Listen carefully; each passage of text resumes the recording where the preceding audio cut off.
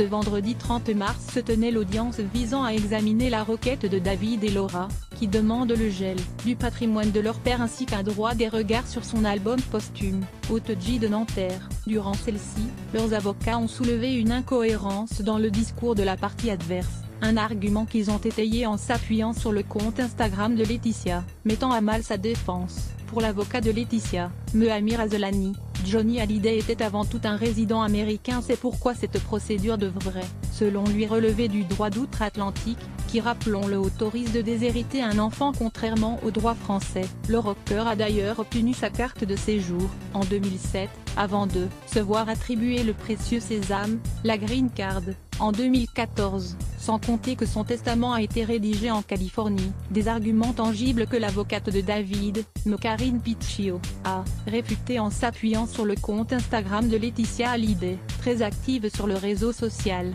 La veuve du rocker immortalisait régulièrement leur quotidien, des anniversaires en passant par des instants de complicité avec leur fillette Jade Yoy. Ce qui a attiré son attention, c'est une série de photos, prises à Saint-Barthélemy, l'île fétiche du rocker.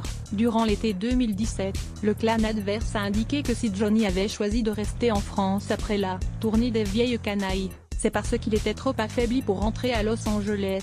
On dit que c'est l'état de santé de Johnny Hallyday qui l'a empêché de rentrer aux États-Unis. Pourtant, je n'ai qu'à regarder le compte Instagram de Madame Boudou pour voir que, pendant l'été, ils sont allés à Saint-Barthélemy, a ainsi déclaré l'avocate de David. Il faut dire que Saint-Barth est une île française, et c'est précisément sur cette île que le taulier a choisi d'être inhumé. Johnny a passé une grande partie de l'année 2017 en France.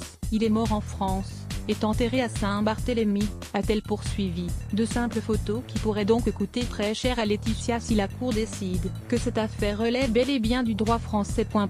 Crédit photo.